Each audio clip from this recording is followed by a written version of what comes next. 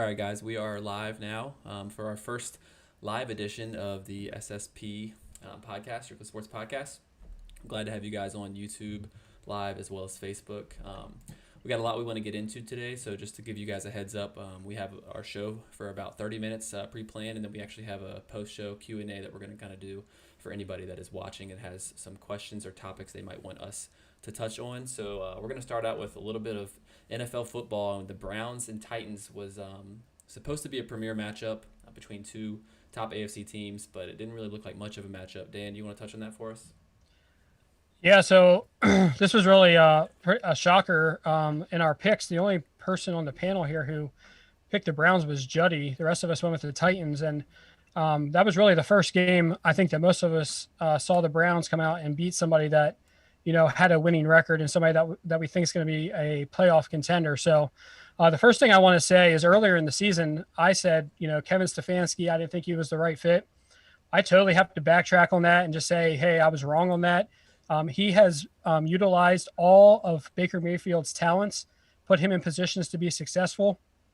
And I think that the Browns, I'm not going to say that I think they win the Super Bowl or anything, but I think with the way that they play offense and their defense is all, these two teams kind of mirror one another, the Titans and the Browns. But if they can force turnovers, they can be a force to be reckoned with. And the offense has shown they can put up a lot of points against some teams this year. So I think the Browns are legit. I mean, any team that's 8-3 at this point and pretty much locked into the playoffs, we can't say they're not legit. But I think they could scare some teams and maybe make a little bit of a run.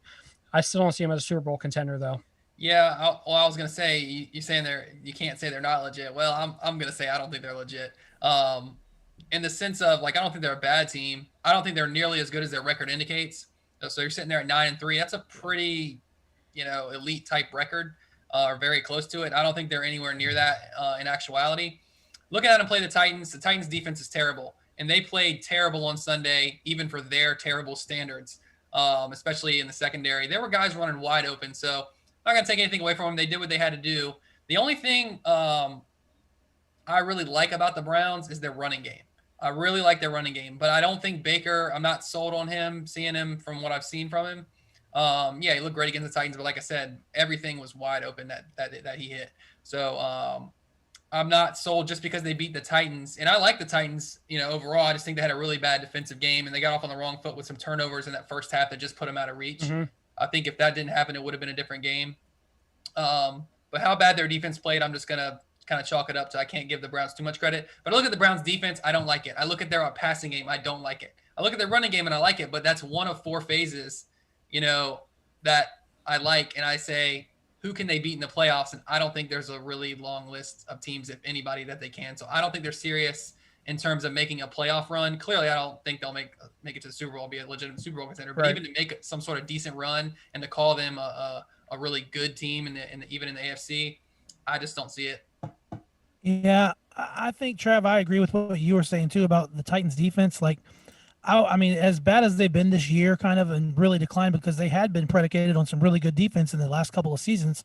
But this year, they've just taken a step backwards with their defense. And I was just shocked to see how easily they just moved up and down the field on them. I was just like, wow, it's like every 3 or 4 plays, there were quick drives that were just boom, right, another touchdown. And I was really amazed at how bad the Titans played. And so to kind of transition to the Titans a little bit, I don't know, man. What are you guys thinking there? Because their offense, obviously, have Derrick Henry and he's a beast, but are they going to be able to play consistent enough to make any kind of run in the playoffs? I mean, Yes. think, I was just gonna say, to touch on the Browns before we switch, that I think when the Browns lost OBJ, I thought their offense would take a hit, and I kind of mentioned it to you guys over the weekend that, like Trav said, I think that their running game is great, but if they can't, if Baker doesn't play at an elite level, then like Trav said, they're not really going to be a true contender. So for me, a lot of their hopes depend on Baker playing at a top level, which I just don't think that he's going to be consistent enough to be able to do that. But as far as Tennessee, I mean, I think they're a team that also they just go up and down, and you never know what you're going to get from them. There's times where they looked good, and there's other times where as we've said, their defense is just pretty trash. So I don't think either one of those teams really is a team that could beat Kansas City, and that's kind of the team that everybody's looking to beat. So Who can they, Juddy? Who do you think Cleveland could beat in the playoffs? I could see them beating the Colts. I could see. But they're them not going to beating- play the Colts. Yeah, They're I both know. going to be I could wild see card them. teams. Yeah, exactly. I could see them beat like. They're not going to beat any of the top 4. Out of the division winners. That's who they're going to play. Well, It could be Tennessee. They just beat them, yeah, to not and they're the division leaders right now. to not give away too much. I think if Pittsburgh wins the division, and plays like they've been playing, they could beat Pittsburgh. That the current state of Pittsburgh, if they don't get any better. Do you think that the Browns have any chance of possibly running the table and somehow winning the division and taking it from you guys? Depends that's all dependent on Pittsburgh. If Pittsburgh, I mean, I agree with that. They Yeah. have to kind of fall off. if it gets down to that last game decides it, I don't know what the tiebreak situation would be like if they were one game behind us and they beat us to tie us. Who would have the tiebreak? But I mean, Pittsburgh would have to continue to really slide. I don't think they'll fall that hard. And I still like Baltimore enough to think that Baltimore can beat Cleveland. So it could happen, but I don't think it's Cleveland serious. could I don't always- think there's a serious chance or any sort of high chance that it does. Cleveland could always lose to an inferior team. I mean, Right. They're not Yeah. that good to where they're gonna play that solid. But moving on to our next topic here, along with the NFL, is there was a lot of games, two in particular that were close calls for teams that are fighting for their playoff lives. I know you mentioned Indy, as well as the Raiders. Both of those teams that were playing against statistically lesser teams that they needed wins from. The Raiders were gifted a win by Greg Williams and the Jets, as we all can agree on that. But the Colts had a tough game, which ended up being kind of a gift as well, as Deshaun was moving his way, and they just had an unfortunate fumble at the goal line. So those are two teams that were fighting for their lives that managed to squeak by and get pivotal wins for them, and then to play this week as well.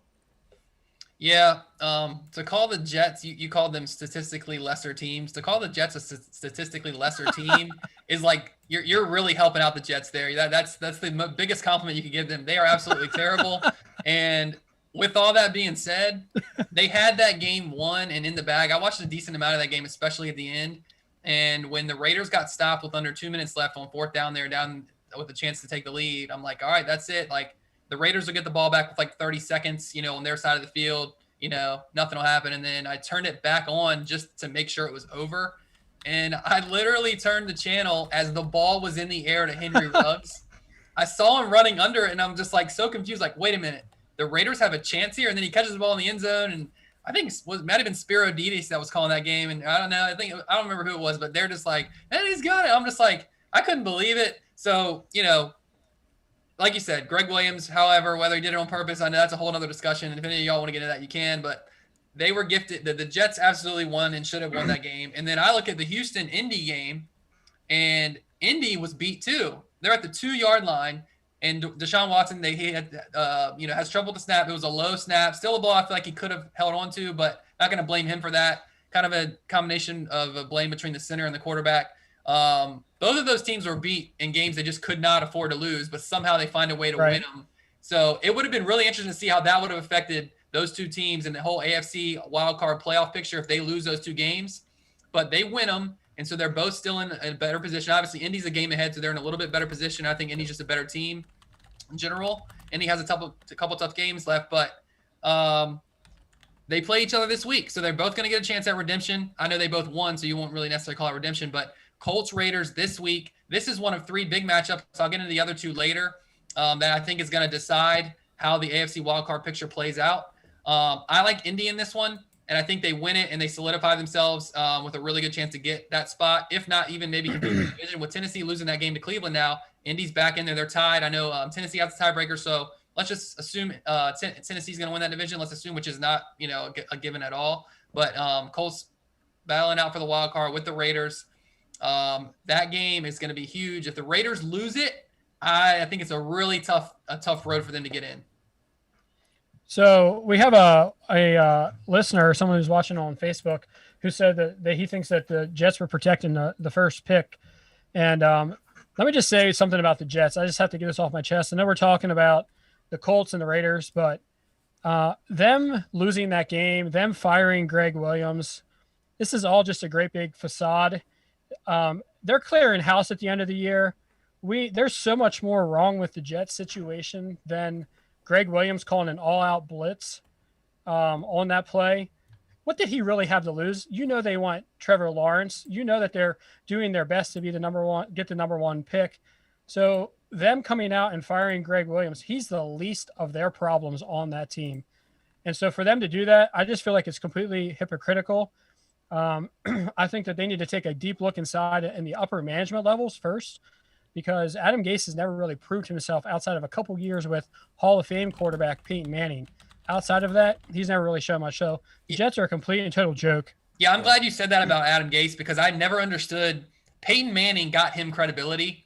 And then, okay, whatever. That happens to coaches sometimes. And then he gets a chance. And he was okay in Miami, but nothing special. And then he gets a chance with the Jets. Why have they not fired him? You got coaches getting fired for teams that have 4 or 5 wins out there. Matt Patricia, for example, and who haven't been that terrible. But Adam Gase has been absolutely terrible. The Jets are a dumpster fire, and I don't think he's going to keep his job past this year. But why not just get rid of him? I mean, if other guys are, I think you have to do what other teams do. And I'm not a big fan of firing coaches in season, but this is the case where I would absolutely do it. The dude is terrible. He can't coach. He's just not good. I don't know what they're waiting on. Yeah, I'm right there with you, man. Yeah, I agree. And to go to the Raiders, I think that, from what Aggie mentioned, to me, the Raiders are that team that, I don't know, I just feel like whenever it gets to the point where they need to rattle off a couple wins to kind of secure their playoff spot, same thing happened last year. They don't seem to rise to the occasion at the end of the season. And for me, that's a team that, even if they do find a way to get in, they don't scare me a ton. I know they beat Kansas City, and they're the only team that's done it, but I just feel like that has a lot more to do with divisional play, interdivisional stuff. But I would say, I think both of those teams do have a good chance at getting in the playoffs. This game, I think that the Raiders need this game more than the Colts probably. But we'll see. I mean, it's gonna be interesting to see how that looks. But it's gonna also affect the AFC playoff picture as a whole. I know you have Pittsburgh lost their first game, so now they're fighting for the number 1 seed with Kansas City. And then you have Buffalo, who's only 2 games back of that as well. So right now, there's a lot of power at the top for the AFC, and then you have Tennessee. Even though they lost, they still have the tiebreak for that division. So they're still in the lead and still in the driver's seat for that. But as far as that goes, that leaves a wide open slate. And Aggie, I think you're watching the game right now with the Cowboys-Ravens, and if the Ravens for some reason lose that game when they just got Lamar back, they are going to for sure be fighting for their playoff lives. Yeah, they are. And I mean, I know we talked about a couple weeks ago about the log jam of all these teams that were kind of with this winning record that there was 6 teams right there in the AFC. And since that time, it's been almost all those teams have started getting really inconsistent, like the Raiders, the Ravens, Miami, they're all Tennessee, they were all right there in that jumble. And to me, we just talked about earlier, the Browns, how credible are they? Since we've talked about those teams in that logjam, they've probably been the most consistent and the most winning team since we talked about it. The other teams have been really faltering. So, I mean, when you look at the AFC playoff picture and you think about all these teams who are still in the hunt and who do we like, I do think the Browns have probably the best chance at this point of securing a wild card. Yeah, I think the Browns really solidified themselves as having a high probability of getting in, which I still was thinking they had a good chance to be out at this point. Winning that game, I mean, all they've got left on the as far as games that I think I mean, anybody could lose anything, but they got Pittsburgh and Baltimore. Even if they lose them both and win the other 2 that they should, they're 11-5, and they're going to get in with that. So unless they lose a crazy one that they shouldn't, and then don't beat Baltimore or Pittsburgh, they're going to be in. So given that, which was kind of one of the bigger things now, to me, there's instead of 3 wild card spots, I'm putting kind of Cleveland in there. That leaves 2 spots. And so there's 3 games. There's Indy versus Las Vegas this week. And then also on Monday night, you've got Baltimore and Cleveland. So if Baltimore loses that, it's a tough road for them to get in, even if they win the rest of them, get to 10-6. If you look at some of the playoff machine stuff that I was looking at, tiebreak wise, it doesn't look good for them to getting in at 10-6 unless some teams like Miami and Vegas lose some games they really shouldn't and do way worse than you would think.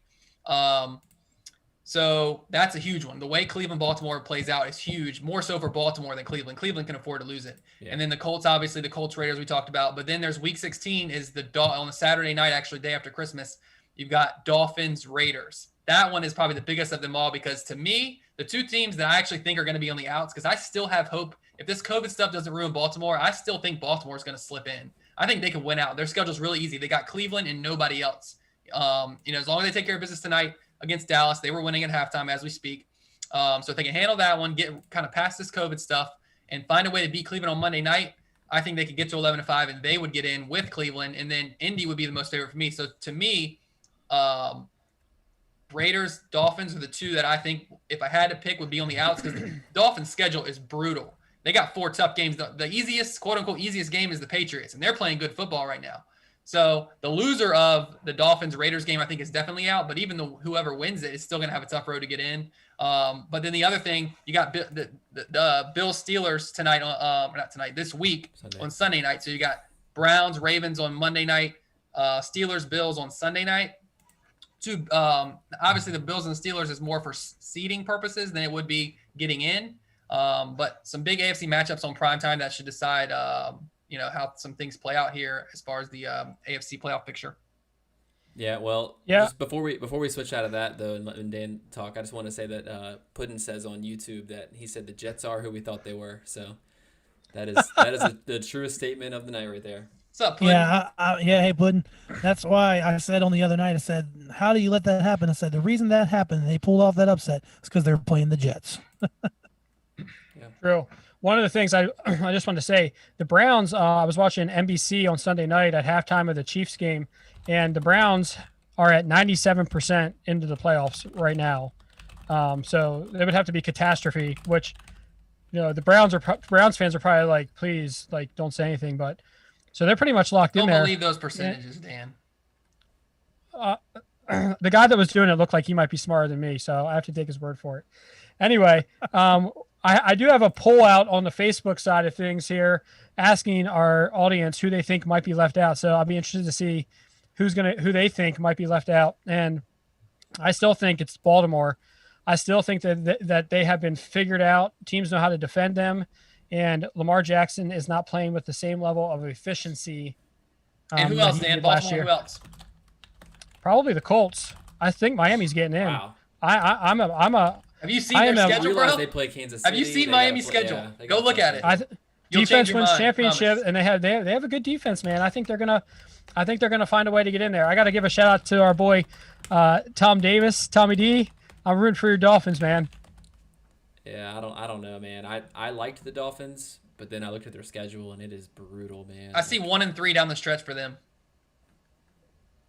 It's possible, definitely possible. So talking about the Ravens-Browns game coming up, do you think that there's going to be any effect for the Ravens on the short week? I know Lamar's looked pretty decent tonight from what I watched before we went on here, but he is playing the Cowboys defense. Yeah, and they'll get the rest of their people back, minus Des Bryant, whether that's a false positive or not for his pregame warm-up COVID test, but hopefully their team doesn't get ravaged again. But I think when they get their full strength team back, I kind of agree with Trav. I'm just like, they're still the Ravens. They're still a solid team, and I don't think they lose to Cleveland, and I don't think they probably lose to anybody else on their schedule because it looked pretty light. Yeah. So wrapping that up and moving, we kind of wanted to talk to also about, like, we talked about some close calls this past week with the NFL. Well, there were some that weren't close calls. They actually happened, some big upsets. And so, and they both ended up happening to NFC East teams. Well, a couple people don't want to talk about them. But one of them was NFC East is coming back, boys. I would not go that far. I would not go that far. But they have a chance for a team over 500. I mean, yeah, it's very possible now to see the NFC East potentially get a 500 team, or maybe just barely under 500 as a division winner. You saw the Giants go in and do a nice job against Seattle and beat them in Seattle, which was really, impressive to me, especially from a defensive standpoint.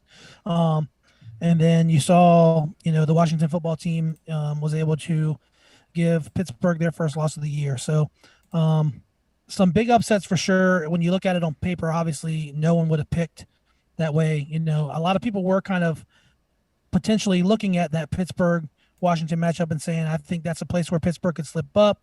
But, it ended up happening. But, we all can agree that Pittsburgh hasn't been playing really good football the last few weeks anyway. Yeah. So what are y'all's thoughts on that as from a Steelers perspective? I'll go first. I think that we've been due for a loss for the last 3 weeks. Honestly, really, if you look at since the Cowboys game, which I don't know how many weeks ago that was, but we probably lose that game to the Ravens on Thanksgiving if they're a full healthy team. If we play the way we did, we eked that one out. And then, I don't know, I kind of had a feeling too that it was going to happen, that Pittsburgh, the way they were playing, and they were kind of letting the Washington football team stick around after they got that 14-0 lead. They had some opportunities to make some plays, and they just didn't do it. So for me, it's not the end of the world. It's not the end of the season, but there are some things they definitely need to do to correct the ship. They need to get healthy, first of all, especially on the defensive side. They lost some more guys that will be out for a couple weeks after already losing 3 guys to ACL injuries for the year. So other than that, their offense, man, and I say this from the bottom of my heart as a Pittsburgh Steelers homer, Randy Fichtner is garbage, and I just I mean, Snoop Dogg said it best on Twitter last night. Snoop Dogg. He told Mike Tomlin he was a little more blunt and unedited. We can't replay. No pun intended, right, Trav? He was a little blunt. Yeah, I can't use. Oh, no way. I was not smart enough to think about that, Dan, but that was man. I should have had that. That's I can't epic. use the words that he. Yeah, we can't repeat his that comments he said. on the air. But all I'm gonna say is that if the offense doesn't change, I don't know. I mean, if they don't do something different schematically or get the running game going, they're not going to go anywhere. So to me, if I'm on the outside looking in as the rest of the AFC, I don't see Pittsburgh as a threat personally. I know there was a joke going around that like the Redskins were all saying to the media like, oh well, we knew their offensive tendencies, like we studied them well and blah blah blah blah. And like, yeah, it's easy because we do the same thing every game and we pray it's going to work. But I mean, aside from that, I still think they're a top-tier team in the AFC. I just think they've got a lot of things they got to work on to get ready, and they have some time to do it. Yeah, I think with the Pittsburgh game, until Pittsburgh finds a running game, like you said, they're not going far in the playoffs or maybe anywhere. They might not even win a game. You can't throw the ball 50 times and run at 14 or whatever the ratio was. And they've been doing it for a month now. I don't know what happened somewhere along the way, week 6 or 7. The first 6 weeks, it wasn't by any means a good running game, but it was like middle of the road, and which good enough. You can still rely on Ben, and then he's going to be the guy you want. But you've got to at least be able to run for a yard when you get in those scenarios and run it situationally. Steelers can't run anything right now. It's atrocious. It's as bad as you'll see a football team run the ball. So until that gets fixed, and if it doesn't, they're going nowhere. Seattle, that game, it's like, they went from their defense being the reason in like the last couple of weeks now, their offense is really sliding. We had that spurt where we saw them, they lost 3 out of 4, and then they beat the Cardinals, and it looks like they turned the corner a little bit. Russell Wilson was turning the ball over during that stretch. But now they're just having trouble moving the ball against the Giants, who's not, they're not world beaters. They're not one of the better defenses in the league. They're up and coming and they're playing better. But that was, to me, them not being able to move the ball against the Giants was a real stunner. And so, looking at the Giants and the Redskins, now you got to maybe give a little bit of, I'm not going to say respect to the NFC East, but they rose up. They won, they finally, someone in that division beat a real team. And so two different teams now in that division have beaten real teams. And so, give them a little credit. That was interesting to see. Now it looks like maybe 7 wins could win that division as opposed to 6. So we'll see. Yeah, I mean, it's interesting that, going into the season, you would have thought, and even when the season started pretty awful for the NFC East, that we all thought like, okay, eventually the Cowboys would get it right. Eventually the Eagles would get it going. But they didn't, and it's the 2 other teams that nobody gave consideration to at the beginning of the season that are kind of righting the ship a little bit. But that's actually gonna wrap up our standard show for today. But we're gonna switch over to some Q&A, and I gotta shout out Kevin Torkelson. Dan, he doesn't appreciate your comment on the Ravens or Dolphins. He says Dolphins over the Ravens and Colts. Danny, really? So you got some explaining to do for that, I think. Well, I couldn't agree with you more, K-Torque. Maybe y'all need to tune in to the after show. We can talk a little bit about that and dive into the Carson Wentz getting benched situation. Yeah, we are going to talk a little bit about that, but that will end our show. Thanks you guys for tuning in for our standard show. This video recording will be on our YouTube, so you can watch it again, hopefully, as long as everything saves accurately. And appreciate you guys bearing with us. I know we had a little bit of technical difficulties on the YouTube side with the cutting of the stream, but glad you guys are here. We'll hopefully get it right for next week. We're going to transition over now to our post show for a little bit. So if you guys have questions or any comments you want to make, feel free to drop them in the YouTube as well as the Facebook, and we will definitely address those. But